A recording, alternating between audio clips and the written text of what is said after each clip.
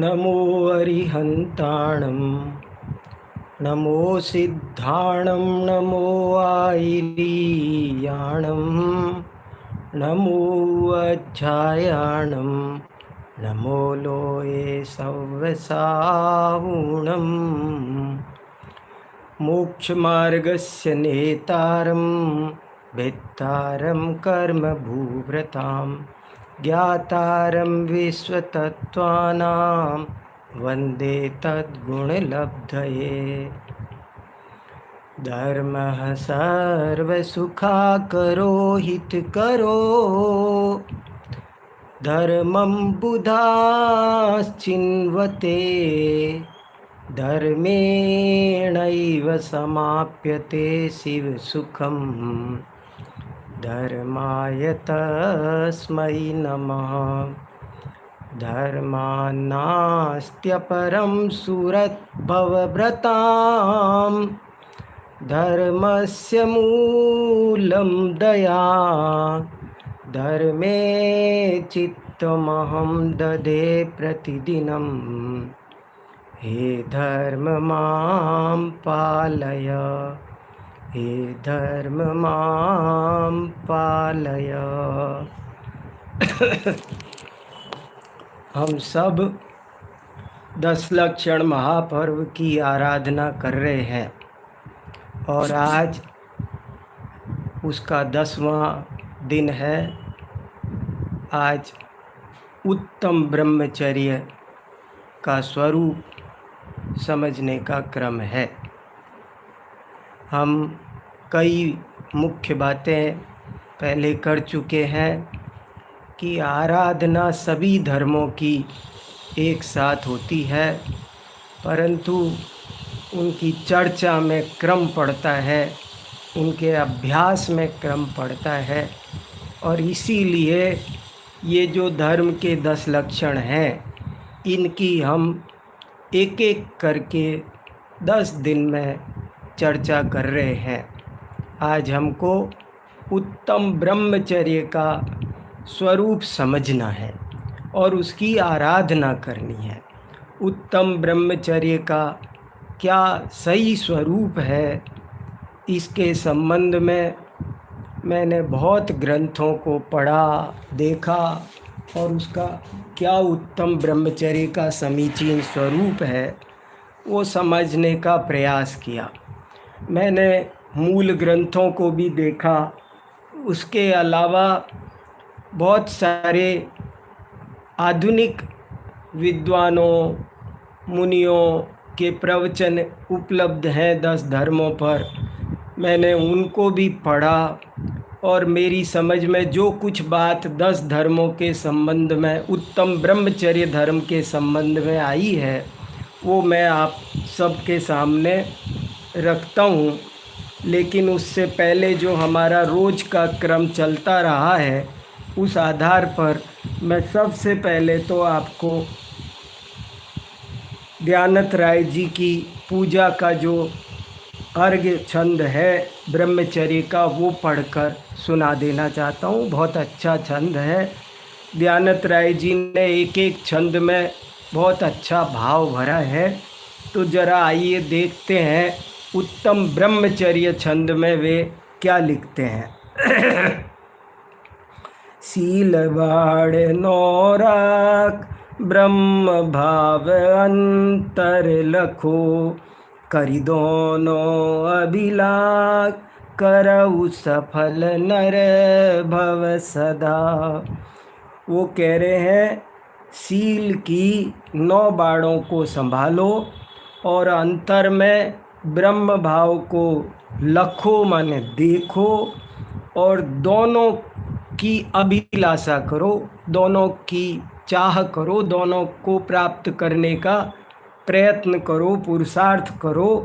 करऊ सफल नर भव सदा, इसी से आपका नर भव मनुष्य भव सफल होगा। आप दोनों प्रकार के ब्रह्मचर्य को धारण करो, प्राप्त करो, उसके प्राप्ति का पुरुषार्थ करो, तभी आपका मनुष्य भव सफल होगा। दोनों तरह का कौन सा? एक तो बाह्य ब्रह्मचर्य, पहली पंक्ति में कहा व्यवहार ब्रह्मचर्य, और दूसरी पंक्ति में कहा निश्चय ब्रह्मचर्य। इन दोनों को आप अपनाओ, ये बात कही है। फिर आगे क्या कहते हैं उसको और स्पष्ट करते हैं।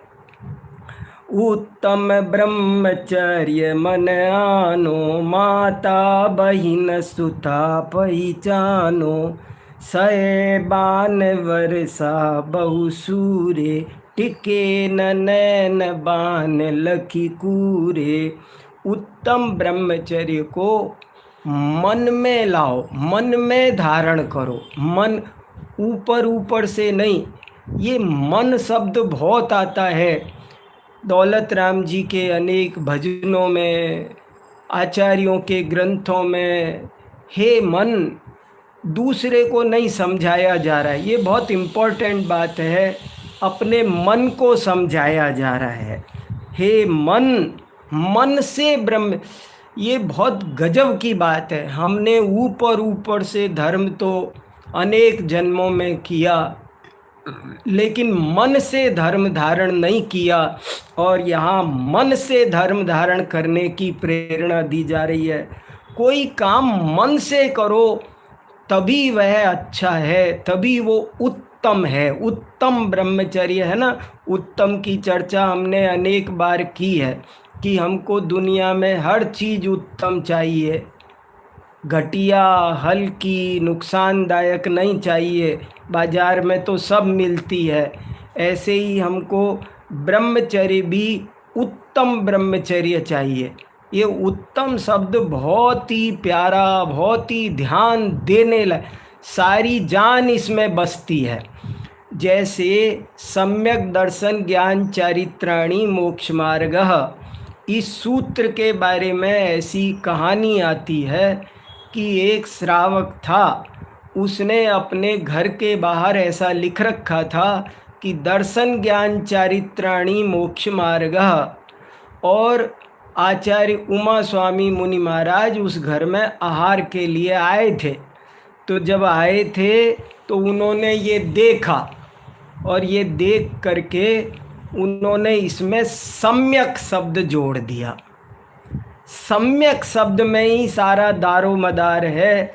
अगर दर्शन ज्ञान चारित्र सम्यक है तो मोक्ष मार्ग है, और सम्यक नहीं है तो मोक्ष मार्ग नहीं है।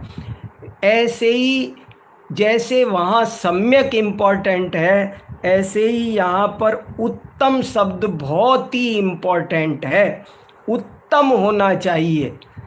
बहुत उदाहरण दिया ना मैंने, जैसे बाज़ार में हर चीज़ हल्की क्वालिटी की भी मिलती है, सब्जी है, फल है, दाल चावल है, वे ऐसे भी मिलते हैं कि उल्टा नुकसान कर जाएं, विष तुल्य हैं।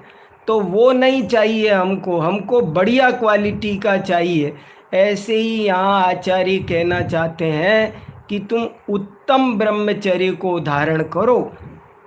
उत्तम ब्रह्मचर्य मन आनो, कितनी छोटी सी पंक्ति है, पर थोड़ी देर आँख बंद करके चिंतन करने की है। उत्तम ब्रह्मचर्य मन आनो, बहुत अच्छी पंक्ति है। और बहुत गजब की बात, मैं इसका खुलासा भी आगे करने वाला हूँ। वो कह रहे हैं माता बहिन सुता पहचानो। ये बड़ी हो तो माता के समान समझो, बराबर हो तो बहन के समान समझो, छोटी है तो सुता के समान समझो। और कवि कह रहा है कि देखो, दुनिया में आपने बड़े बड़े सूरवीर देखे होंगे, लेकिन वास्तविक सूरवीर तो वो है जो काम वासना से विचलित ना हो। वही असल में जिन है, जेता है, विजेता है। जैन धर्म जो काम को जीते वही जैन है। जिसने अपने को जीता वो जीत है। दुनिया को जीतने का सपना देखने वाले बहुत मिलते हैं, ना वो किसी को नहीं जीत पाते हैं। बहुत इम्पोर्टेंट बात है। फिर कहा, कुरेतिया के असुचि तन में काम रोगी रति करें, बहु मृतक सड़ई मसान माही खाग जो चोंचे भरे। ये काम सेवन का विभत्स चित्रण है कि ये मनुष्य काम सेवन करके रति का अनुभव करता है, परंतु विश्लेषण करके, चिंतन करके देखा जाए तो ये दृश्य ऐसा है मानो शमशान में कौआ किसी लाश को खा रहा हो, उसमें चोंच मार रहा हो। ऐसा ये इसको चाक्षुष बिंब कहते हैं। साहित्य में बहुत उच्च कोटि की कला मानी जाती है। तो ये कवि ने शब्दों का चित्र बना दिया, शब्दों से चित्र, बिना रंग के, बिना पेंटिंग बनाए भी पेंटिंग बना दी है इस लाइन में कि जब कोई काम रोगी अशुचि शरीर से काम सेवन करता है, अशुचि शरीर ही सबका ही है, तो ऐसा लगता है मानो शमशान में कोई कौआ किसी लाश में चोंच मार रहा हो। संसार में विष बेल नारी तज गए जोगीश्वरा, ध्यानत धर्म 10 पैंड चढ़ के शिव महल में पग धरा। इस लाइन पर बहुत लोगों को आपत्ति होती है कि संसार में स्त्री विष बेल है और बड़े बड़े योगी ईश्वर मुनिराज उसे त्याग करके चले गए। दयानंद राय जी कहते हैं कि जो जीव इन 10 धर्मों की आराधना करते हैं वे शिव महल में पग धारण करते हैं। अब हम कुछ ज़रूरी बातें जो इसमें से निकल रही है और उत्तम ब्रह्मचर्य में से निकल रही है उनकी चर्चा करते हैं। एक बात तो ये कि यहाँ पर बहुत लोग पाठ बदलते हैं और इसका बुरा मानते हैं कि ये संसार में विष बेल नारी क्यों लिखा। तो मैं आपको बहुत सारे प्रमाण सुना सकता हूँ ज्ञानार्णव और भगवती आराधना के, लेकिन आपको एक दो जरा सा एक सुना देता हूँ। समय नहीं सब सुनाने का, लेकिन एक गाथा बहुत ध्यान देने की है और वो पूरा प्रकरण गाथा नंबर 1007 से लेकर के कोई कम से कम 15-16 तक ये प्रकरण भगवती आराधना में आया है, जिसमें इसी तरह पहले स्त्रियों की निंदा आई है, लेकिन आने के बाद अंत में ये लिखा, महिलाणम जे दोषा ते पुरुषाणम पि हुंति नीचाणम तत्तो अहिदरावा ते सिम वल सत्ति जुत्ताणम। के अरे हमने महिलाओं के दोष गिनाए हैं, इसे महिलाओं के दोष नहीं समझना, ये काम वासना के दोष है। और ये कोई भी कामी जीव हो, चाहे स्त्री हो पुरुष हो, वे जो भी काम भाव से युक्त हो, वो स्त्री हो या पुरुष हो, सभी निंदनीय है, किसी एक की निंदा नहीं है। ऐसा 999 नंबर की गाथा में शिव कोटि महाराज ने बहुत साफ साफ लिखा है। तो मैं ज़्यादा स्पष्टीकरण का हमको समय नहीं है, पर मैं इतना ही कहना चाहता हूँ कि आप इस बात को अदरवाइज ना समझें और इसको बदलने का प्रयास तो कतई ना करें। ये एक गंदी प्रथा है कि कुछ लोग शास्त्रों में फेर बदल करते हैं। जो रचना 400 साल पहले दयानंद राय जी ने लिखी है उसमें फेर बदल करने का हमको अधिकार भी नहीं है। और आप जानते हैं, अगर दयानंद राय जी अभी जीवित हों और आप उनकी रचना में फेर बदल करो तो दयानंद राय जी आपके खिलाफ कोर्ट में केस कर सकते हैं और आपको बहुत बड़े दंड का भागी बनना पड़ सकता है। ये एक बहुत बड़ा साहित्यिक अपराध है। इसलिए कभी भी किसी की भी रचना हो, चाहे वो गलत ही हो, ये भी सुनो, ये तो गलत नहीं है, मैं ये बता रहा हूँ कि चाहे वो गलत ही हो तब भी आप अपनी दूसरी रचना लिख सकते हो, लेकिन उस रचना में फेरबदल करने का आपको अधिकार नहीं है। ये स्वस्थ समाज का चिन्ह नहीं है। इसलिए इस बात को हमें ठीक से एक अच्छे भाव अपने अंदर विकसित करने चाहिए। समाज में एक सौहार्द का वातावरण, आप दूसरा लिखो ना, आपको किसने मना किया, एक स्वतंत्र रचना लिखो। चलो अब चलिए, उत्तम ब्रह्मचर्य का क्या स्वरूप है जरा हम शांति से समझते हैं मित्रों। उत्तम ब्रह्मचर्य, देखो इस शास्त्रों में जब मैं पढ़ रहा हूँ और इस छंद को भी पढ़ा तो मेरी समझ में दो इम्पोर्टेंट बात आई है। शास्त्रों में उत्तम ब्रह्मचर्य का प्रकरण बहुत आया है, विस्तार से आया है, लेकिन माने और 10 धर्मों में सबसे ज़्यादा प्रकरण आया है। बल्कि पूछा जाए तो आपको मार्दव, आर्जव, आकिंचन, इनके बारे में इतने विस्तार से नहीं लिखा है, लेकिन ब्रह्मचर्य पर तो पूरे के पूरे ग्रंथ लिखे गए हैं। सैकड़ों पेज आत्मानुशासन, भगवती आराधना, पद्मनंदी पंचविंशतिका में कम से कम 70 श्लोकों में उत्तम ब्रह्मचर्य का वर्णन है। तो ब्रह्मचर्य की चर्चा बहुत विस्तार से की गई है।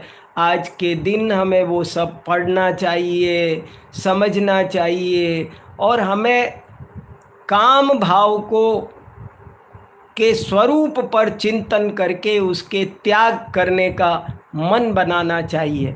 माने जैसे मैं शॉर्ट में कहूँ तो जैसे अब तक हमारी जो बात चलती आई है, जैसे हमने उत्तम क्षमा में समझा कि क्रोध निरर्थक और अनर्थक है। मार्दव धर्म में हमने समझा कि मान निरर्थक और अनर्थक है। माया में हमने समझा कि आर्जव में समझा कि माया निरर्थक और अनर्थक है। ऐसे ही आज के दिन का संदेश है कि हम ये समझें कि ये काम वासना निरर्थक है और अनर्थक है। निरर्थक और अनर्थक, ये शब्द थोड़े से कठिन लग सकते हैं, लेकिन इनमें बहुत जान है। मैं मेरी बात को आधा घंटे में 10-20 वाक्य बना करके भी उतनी अच्छी नहीं कह पाऊँगा जितना अच्छा ये एक वाक्य कह रहा है। इसलिए मैं कठिन होते हुए भी बार बार रिपीट कर रहा हूँ कि आज हमको ये समझना है कि काम भाव, काम वासना वो निरर्थक है, अनर्थक है, निरर्थक है, अनर्थक है। इससे कोई सुख शांति मिलने वाली नहीं है, इससे हमारा मन तृप्त नहीं होने वाला है। ये निरर्थकता है इसकी, और इसकी वजह से बल्कि हमको घोर संकटों का सामना करना पड़ता है। ये इसकी अनर्थकता है। ये सुख नहीं देता, ये निरर्थकता है। दुख देता है, ये इसकी अनर्थकता है। तो हमें इस बात का अच्छे से एहसास करना है। यही उत्तम ब्रह्मचर्य की आराधना है। उत्तम ब्रह्मचर्य की चर्चा शास्त्रों में 2 दृष्टियों से आई है। उत्तम ब्रह्मचर्य की चर्चा शास्त्रों के आधार पर मैं बात कर रहा हूँ, मैं अपने मन से आपको नहीं सुना रहा हूँ। सब शास्त्रों के, देखो हमें सबको शास्त्रों की ही बात सुननी है और शास्त्रों की ही सुनानी है। अपने मन से न सुनना है न सुनाना है। तो उत्तम ब्रह्मचर्य की चर्चा 2 दृष्टियों से आई है। एक निश्चय दृष्टि और एक व्यवहार दृष्टि। अभी हमने पूजा में पढ़ा, तो निश्चय दृष्टि और व्यवहार दृष्टि में क्या अंतर है, ये चर्चा भी हमको चिंतन करना है, इस पर विचार करना है। और दूसरी दृष्टि और है, दो पद्धतियां हैं कहो तो। दूसरी पद्धति ये है कि एक तो ब्रह्मचर्य महाव्रत की चर्चा आती है, एक ब्रह्मचर्य अणुव्रत की चर्चा आती है। दो चर्चा है, एक ब्रह्मचर्य महाव्रत और एक ब्रह्मचर्य अणुव्रत। ऐसे दो तरह, माने अब हमको चार बात करनी है। एक निश्चय ब्रह्मचर्य, एक हमें व्यवहार ब्रह्मचर्य, एक हमें ब्रह्मचर्य महाव्रत और एक हमें ब्रह्मचर्य अणुव्रत। ये चार बातें हमको शांति से चिंतन करना है, तभी बातें पूरी होंगी, तभी अच्छे से सब समझ में आएंगी। देखो, निश्चय ब्रह्मचर्य क्या होता है, तो उसके संबंध में एक बात तो मैं आपको ये कहना चाहता हूँ कि यही असली ब्रह्मचर्य है। ब्रह्मचर्य के बारे में जितनी भी किताबें मेरे पास है, जितना भी साहित्य मैंने पढ़ा है, उस सब में ब्रह्मचर्य को तरह तरह से समझाया है, लेकिन एक भी ग्रंथ मुझे ऐसा नहीं मिला कि जिसमें ये एक खास बात ना लिखी हो। और वो खास बात क्या है कि वो उन्होंने सब ने ये लिखा है कि ब्रह्म यानी आत्मा। ब्रह्म शब्द का अर्थ आत्मा होता है।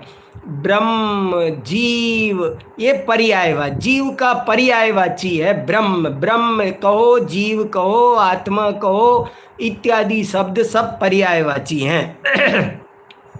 तो ब्रह्म माने आत्मा में, चर्य माने चरण करना, विचरण करना, उसका नाम ब्रह्मचर्य है। ये बात आपको ब्रह्मचर्य के बारे में और तरह तरह से सब ने बातें कही है, सबकी अपनी अपनी शैली और अपने अपने वाक्य हैं, अपने अपने प्रेरणा देने के तरीके हैं, लेकिन ये बात किसी ने नहीं कही हो ऐसा एक भी आचार्य नहीं है। जैसे दयानंद राय जी ने भी लिखा, ब्रह्म भाव अंतर लखो, ऐसे सब ने लिखा। आपको कितने भी, कोई भी ग्रंथ ब्रह्मचर्य के वर्णन का खोलोगे तो आपको ये बात जरूर लिखी मिलेगी। जैसे देखो, एक अनगार धर्मामृत नाम का ग्रंथ है, उसमें लिखा या ब्रह्मणि स्वात्मनि शुद्ध बुद्धे चर्या परद्रव्य मुच प्रवृत्ति तद ब्रह्मचर्यम व्रत सर्वभौमम ये पांति ते यान्ति परम प्रमोदम। साफ साफ लिखा कि ब्रह्म यानी आत्मा, अपने शुद्ध बुद्ध आत्मा में चर्या करना, चरण करना, विचरण करना, परद्रव्य से मुक्त होकर अपनी आत्मा में प्रवृत्ति करना, इसी का नाम ब्रह्मचर्य व्रत है। और जो इस ब्रह्मचर्य व्रत का पालन करते हैं वे परम आनंद को प्राप्त करते हैं। तो ऐसी बातें कई जगह, सब जगह आई है। ये असली ब्रह्मचर्य है, ये मूल बात है। देखो, हमको ये समझना है, जैसे दौलत राम जी ने 6 डाला में लिखा कि जो असली चीज़ है वो एक है, और फिर उसके जो हेतु नियत को हुई, उसके जो जो हेतु है, साधक है, उनको भी वही कह देते हैं उपचार से। ऐसे ही ब्रह्मचर्य तो वास्तव में अपने आत्मा में रमण करने का नाम ही ब्रह्मचर्य है। ये बेसिक बात है, मूल मुद्दे की बात है, असली बात है, सत्य बात है, परम सत्य बात है। लेकिन अब ये ब्रह्मचर्य की आराधना में जो जो काम साधक हैं, उन सब को भी ब्रह्मचर्य ही कह दिया जाता है। हेतु नियत को होई, ये व्यवहार है, ऐसा उपचार कथन है। जैसे बम्बई जाने का नाम ही बम्बई जाना है, लेकिन बम्बई जाने के लिए टिकट खरीदने जाए तो वो भी बम्बई जाना ही है। स्टेशन जाए तो उसका भी नाम बम्बई जाना है। अटैची लगाने का नाम भी बम्बई जाना ही है। ट्रेन में बैठने का नाम भी बम्बई जाना ही है। भोपाल नागपुर पहुंचना, इसका नाम भी बम्बई जाना ही है। पर वास्तव में देखा जाए तो बम्बई जाने का नाम ही बम्बई जाना है। तो ये बात हमको पहले मजबूत करनी है कि ब्रह्मचर्य का वास्तविक मतलब क्या है। और देखो जगह जगह लिखा है, कितने भी पढ़ पढ़ के आपको सुना सकता हूँ मैं, बहुत मेरे पास लिखे हैं। देखो, जीवो ब्रह्म जीवम्मि चैव चर्या, जीवो ब्रह्मा, जीव है वो ब्रह्म है, और जीवम्मि जो चर्या, जीव में जो चर्या है, चरण है, विचरण है, तम जान ब्रह्मचेर, उसी को आप ब्रह्मचर्य जानो। ऐसे जगह जगह आत्मा ब्रह्म विविक्त बोध निलयो यत्र चर्यम पर, आत्मा ब्रह्म है और उसमें जो चर्यण है, विचरण है, तद ब्रह्मचर्यम, उसी का नाम वास्तव में ब्रह्मचर्य है। तो निश्चय ब्रह्मचर्य की चर्चा तो इस रूप में शास्त्रों में आती है। और वास्तव में देखा जाए तो आज हमको 1 घंटा 2 घंटा इसी की चर्चा करनी चाहिए। असली ब्रह्मचर्य यही है, लेकिन अपने को पूरी बातें 1 घंटे में समेटनी है, इसलिए इस प्रकरण को करके अब आगे बढ़ते हैं। पर आप ये बात, ये तो ऐसे मत, ये तो निश्चय की है, ये तो साधुओं की है, ऐसे करके इसको इग्नोर करना, हल्की करना, अपना नुकसान करना है। हमको यही ब्रह्मचर्य प्राप्त करना है। देखो आत्मशुद्धि का नाम ही धर्म है, और ये आत्मशुद्धि ही ब्रह्मचर्य है। और इस आत्मशुद्धि के जो जो साधन हैं, वे साधन भी उपचार से प्रशंसनीय है। और इसलिए जैन दर्शन में, खासकर जैन दर्शन तो बहुत ही उच्च कोटि का आध्यात्मिक दर्शन है, इसलिए इसमें तो ये बात बहुत जोर देकर कही है, जब तक हम आत्मा को नहीं जानेंगे तब तक कुछ शुरू नहीं हो सकता। हम नर्सरी की क्लास में भी नहीं आएंगे। आप ये समझ लो, ये मूल मुद्दा है। पहले में पहले, सबसे पहले आत्मा को जानो।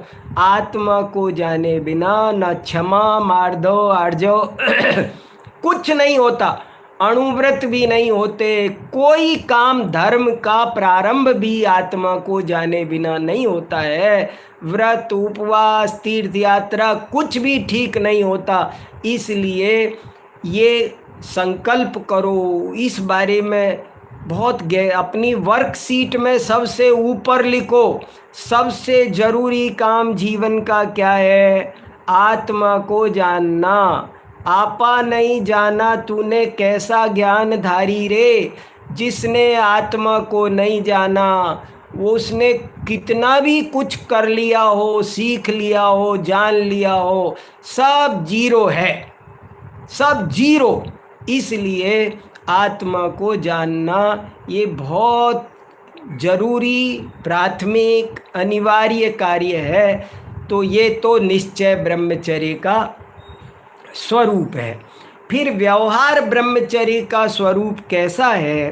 तो जो जो उसके साधन हैं, उसके लिए आचार्यों ने नाना प्रकार से काम सेवन का त्याग करो, विवाह आदि तक का भी त्याग करो, स्त्री पुरुष का काम भाव से रमण करने का त्याग करो, इस तरह की बात बहुत कही है। और इस बात को ही खासकर उन्होंने 2 भागों में फिर बांटा। पे देखो, वास्तव में देखा जाए ना तो ब्रह्मचर्य के 2 भेद, निश्चय ब्रह्मचर्य और व्यवहार ब्रह्मचर्य। और सही पूछो तो निश्चय ब्रह्मचर्य तो साध्य है ही, जो व्यवहार ब्रह्मचर्य है उसके फिर उन्होंने 2 भेद किए। एक ब्रह्मचर्य महाव्रत और एक ब्रह्मचर्य अणुव्रत। तो ब्रह्मचर्य महाव्रत तो मुनि महाराजों के होता है, और उसका तो कहना ही क्या, हम कितना वर्णन करें। खासकर जैन मुनियों का ब्रह्मचर्य वो तो गजब है।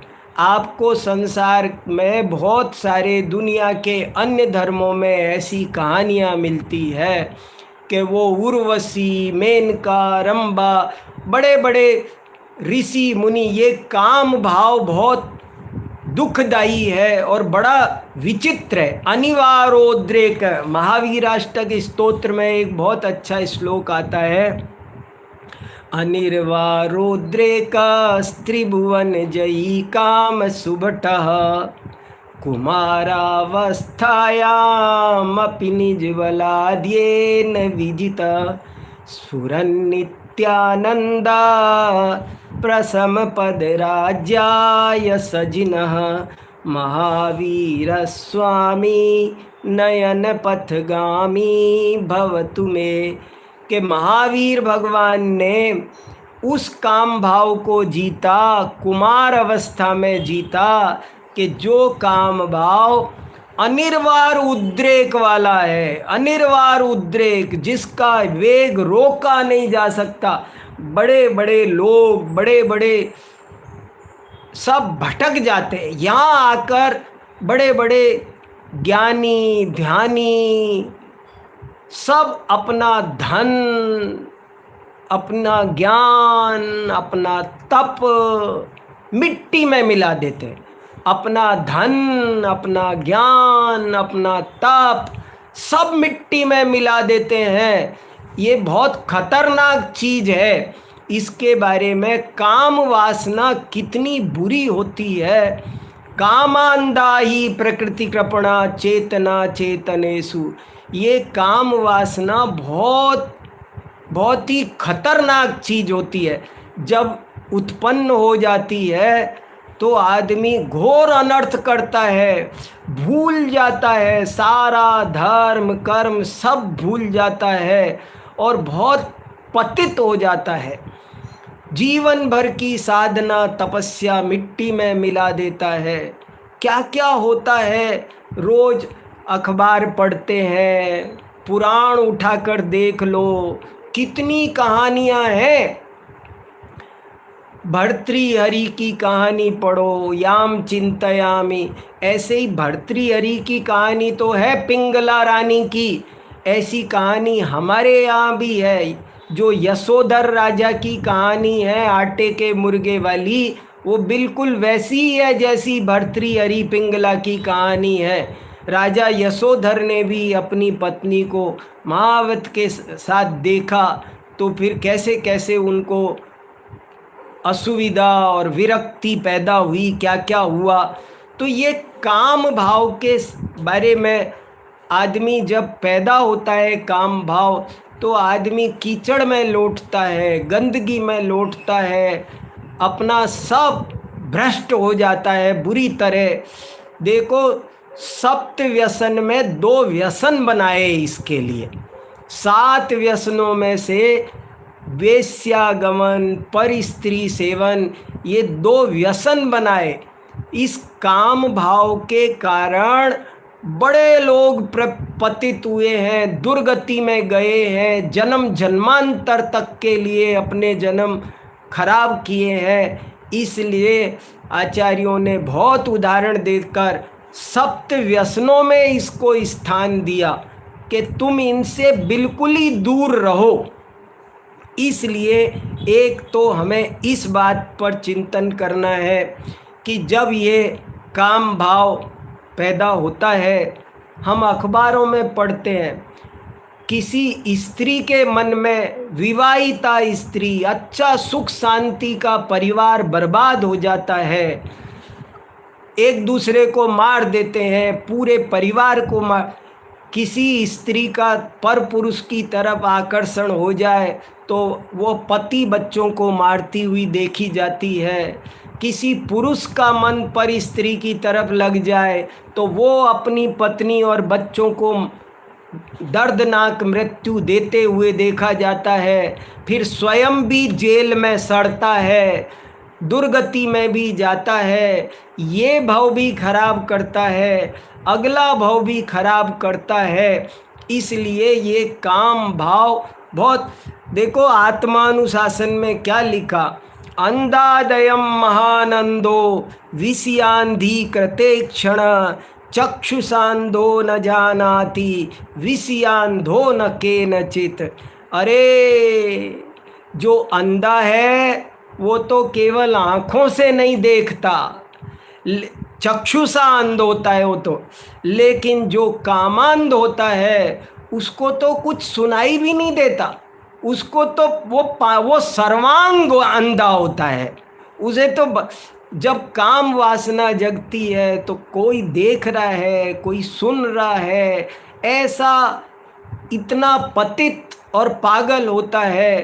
कैसी कैसी, देखो हमारे आचार्यों ने इस काम वासना को बहुत खतरनाक जाना, 9 बाड़ों की व्यवस्था की, और मुनिराज आरिका इन तक को भी समीप न रहने की, न आने की, पल भर के लिए भी निर्देश दिया, संकेत किया।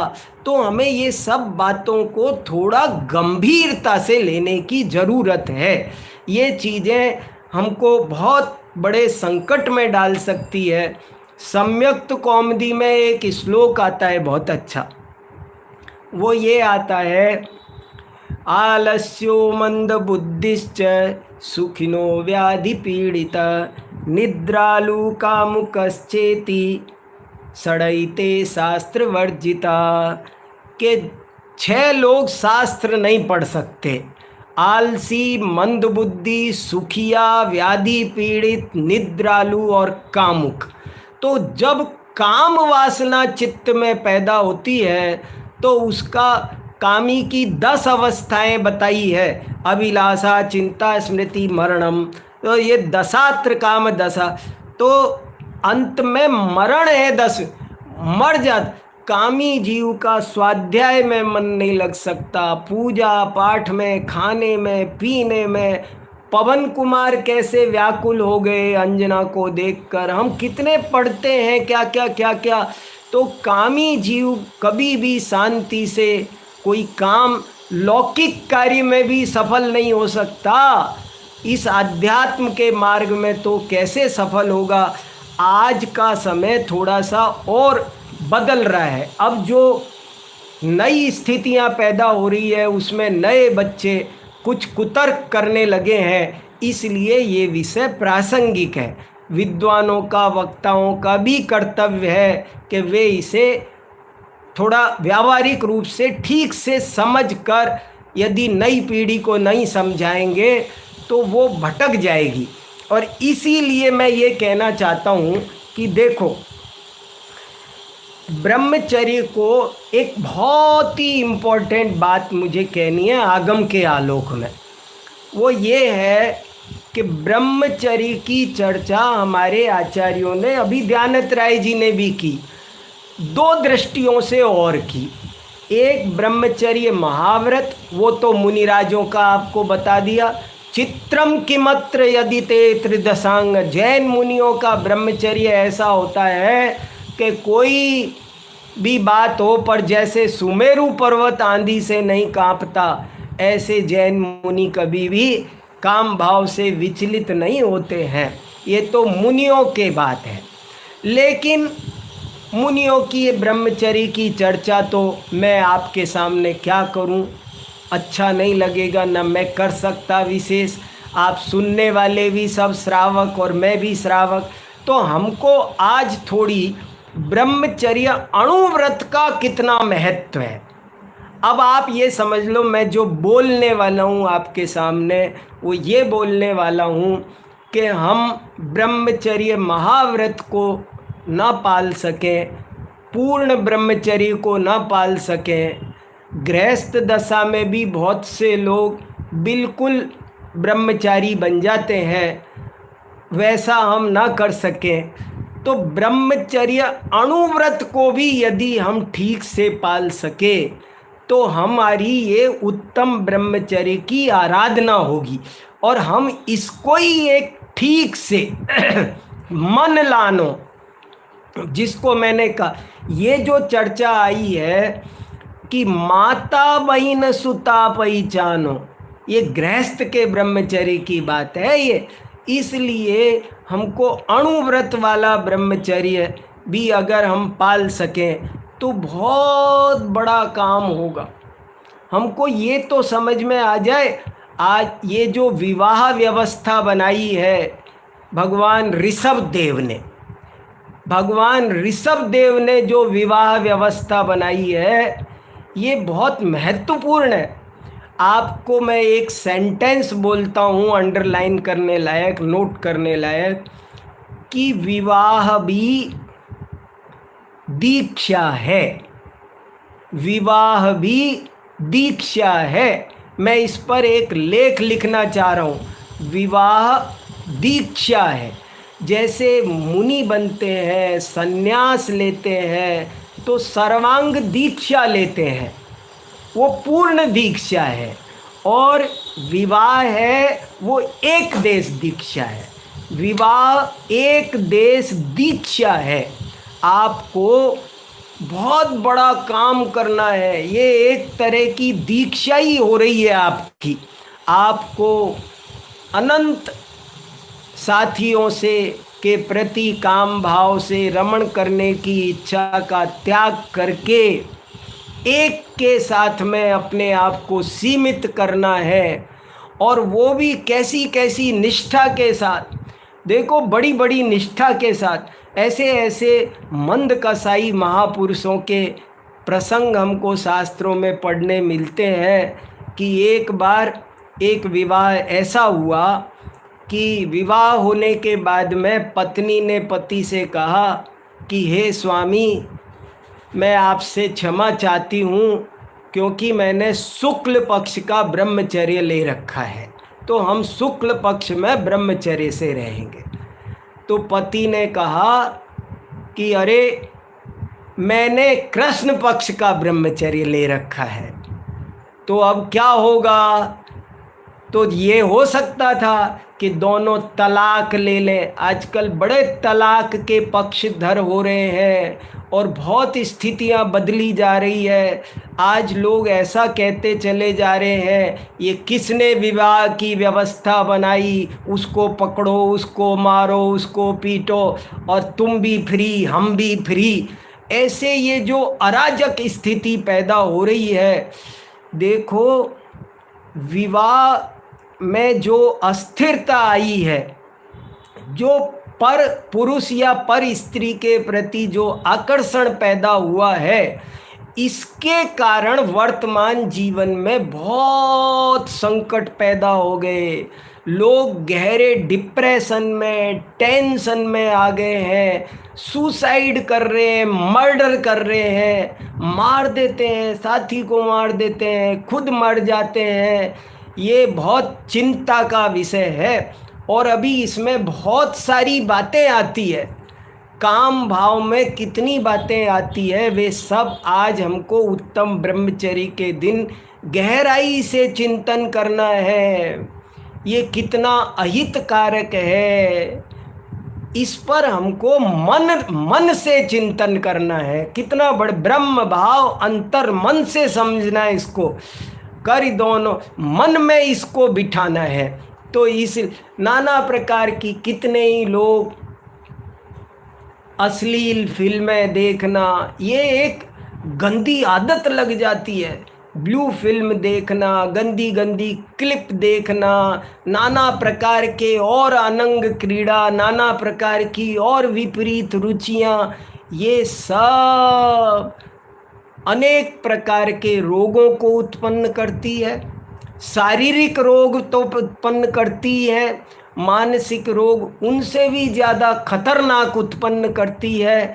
इसलिए हमको इन सब पर भी बहुत गहराई से चिंतन करके हमें याद करना चाहिए। बड़े बड़े हमारे आचार्यों ने शील व्रत की कितनी कहानियाँ लिखी, कितनी कहानियाँ लिखी, कैसे बड़े बड़े सेठ सुदर्शन की कहानी अजर अमर कहानी है, अजर अमर।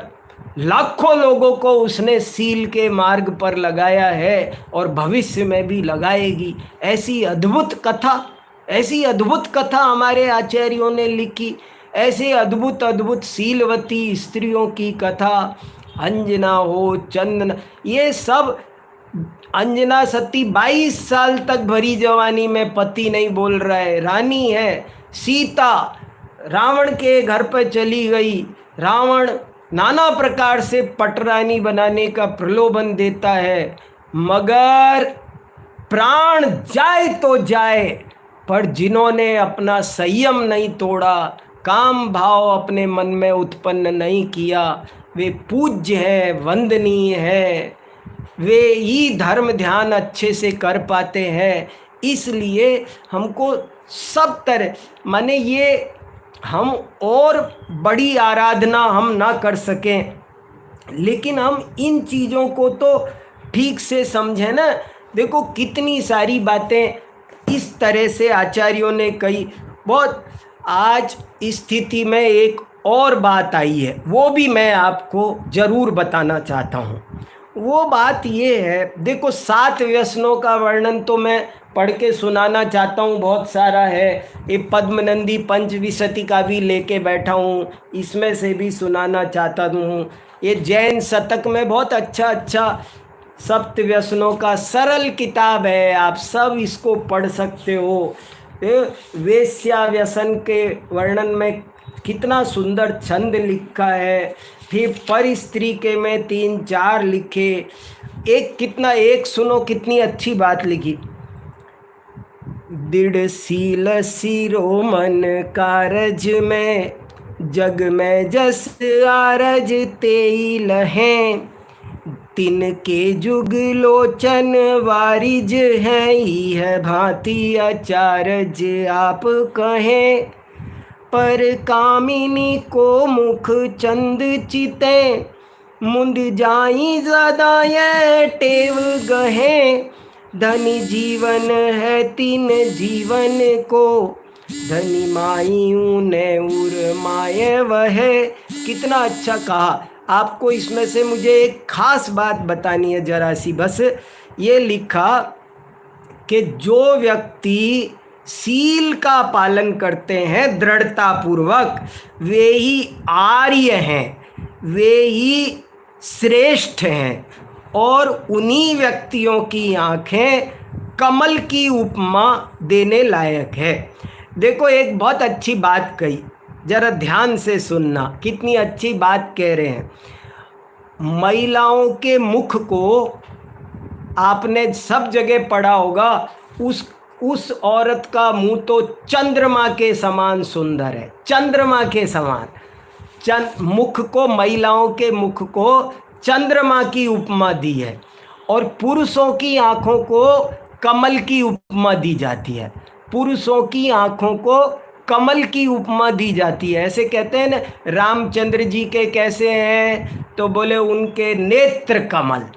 तो बोले पुरुषों की आँखों को तो कमल कहा, महिलाओं के मुख को चंद्रमा कहा, तो क्यों कहा? कभी आपका ध्यान नहीं गया होगा, लेकिन भूधर दास जी का ध्यान गया कि महिलाओं का मुख चंद्रमा है, तो आपकी आंखें नेत्र कमल है। कमल क्यों कहा? कमल सुबह खिलता है, सारे दिन खिला रहता है जब तक सूरज हो, और जब सूरज अस्त होकर जैसे ही चंद्रमा खिलता है, चंद्रमा के खिलते ही कमल मुरझा जाता है, कमल की पंखुड़ियाँ मुड़ जाती, सिकुड़ जाती है। तो बोले देखो, वे पुरुष आर्य हैं और उन पुरुषों की आँखें कमल हैं जो किसी स्त्री के मुख रूपी चंद्रमा को देखते ही अगर कदाचित दृष्टि पड़ भी जाए तो जो झुक जाती हैं, वे उन आर्य पुरुषों की आँखें क्या गजब कर दिया। देखो जिनकी आंखें पर स्त्री के मुख रूपी चंद्रमा को देख करके मुंद जाती है, वे ही आंखें कमल है, वे ही पुरुष धन्य है। क्या गजब की बात लिखी। तो भैया बहुत अच्छी बातें हैं, हमको समझना। एक बार अगर हम गलत रास्ते चले गए, हमको गंदी आदत लग गई, तो समझ लेना जीवन नरक बन जाएगा। तो आज हमको उत्तम ब्रह्मचर्य के दिन काम वासना की हेयता पर बहुत गहराई से क्षणिक सुख के कारण, अरे उसमें हिंसा भी बहुत होती है। काम सेवन में ये मनुष्य भव कर्म काटने के लिए मिला है, नए कर्म बांधने के लिए नहीं मिला है। क्या है, कितना काम सेवन करो, मैं चक्री पद पाए निरंतर। हमने कितने कितने काम सेवन किए, पर ये सोचा करता हूँ भोगों से बुझ जावेगी इच्छा ज्वाला। परिणाम निकलता है लेकिन मानो पावक में घी डाला। इसलिए ये जैन आचार्यों का ही बड़ा उपकार है। आपको और एक गजब की बात बता रहा हूँ कि और जगह तो उल्टी काम वासना उद्दीप्त की जा रही है। वे शास्त्र शस्त्र हैं जो काम भावना। आप पूरा साहित्य उठा लो, दुनिया का साहित्य, इसमें भी बहुत अच्छा छंद जैन शतक में भूधर दास जी ने लिखा है। जैन कवियों ने बहुत लिखा है। आपको क्या बताऊं, किसका मैं नाम लूं। बहुत सारी सतसैयाँ, पूरा रीति काल में कवियों ने राजाओं को भड़काने के लिए, उत्तेजित करने के लिए पूरा संस्कृत साहित्य भरा है, परकीया नायिका, और लोग उनको पढ़ रहे हैं, कोर्स में लगे हुए हैं, पढ़ा रहे हैं और रस ले रहे हैं। और वर्ण नायिका, उनके अंगों का वर्णन, उसका मुख ऐसा है, नख सिख वर्णन हो रहा है, उसकी आंखें ऐसी, उसके होठ ऐसे, उसके स्तन ऐसे, उसके जगह, क्या पागलपन हो रहा है। आग में घी डालने का काम हो रहा है। और हम अगर उनसे बचे नहीं तो हम जिनवाणी की आराधना नहीं कर पाएंगे। देखो कितना अच्छा छंद सुनाता हूँ, एक और बहुत बढ़िया छंद, 2-3 छंद ये पढ़ने। जैन शतक का स्वाध्याय करो आप कभी, तो आपको बहुत परिणामों में विशुद्धि होगी। जैन शतक जैन धर्म में लगाने के लिए एक बहुत बड़ा अमृत है। आप जानते हैं इस जैन शतक ने क्रांति की थी कभी। ये आगरा की गली गली में इसके सवैये गाए जाते थे। और अभी भी आप कहीं चले जाओ, आप सोनागिर तीर्थ पे जाओ तो आपको जैन शतक के सवैये लिखे मिलेंगे। यहाँ शाहजहाँ के लाल किले के सामने लाल जैन मंदिर है। लाल जैन मंदिर में 400 साल पहले से जैन शतक के सवैये लिखे हैं, अभी तक लिखे हुए हैं, आपने जिसने दर्शन किए होंगे। तो ये बहुत अच्छे अच्छे छंद है। इसने बहुत लोगों को धर्म पर लगाने के लिए बहुत बड़ी भूमिका अदा की है। देखो क्या लिखा, राग उदय जग अंध भयो, सहज सब लोगन लाज गवाई। सीख बिना नर सीख रहे, विषनादिक सेवन की सुघराई। तापर और रचे रस काव्य, कहा कहिए तिन की निठुराई। अंध असुजन की आँखियान में, झोंकत है रज राम दुहाई। ये दुनिया राग के कारण वैसे ही अंधी हो रही है। काम भाव किसको अच्छा नहीं लगता, सब पागल हो रहे हैं उसके पीछे लोग क्या नहीं करते। अरे अखबार एक भी दिन ऐसा नहीं मिलेगा जब ऐसी दर्दनाक खबर ना मिलती हो। क्या क्या नहीं हो रहा है। लोग मार मार कर भट्टी में जला रहे हैं, सोच रहे हैं कुछ नहीं होगा, अपना जीवन जेल में सड़ते हैं। नरकों में होगा तब देखना, यहाँ कुछ नहीं है। कैसे कैसे बलात्कार करते हैं, पशु से भी ज़्यादा गिर जाते हैं। इसलिए ये काम भाव की कई कहानियां हैं मेरे पास, समय नहीं, अभी समय हो गया, 3-4-5 मिनट बचे हैं बस।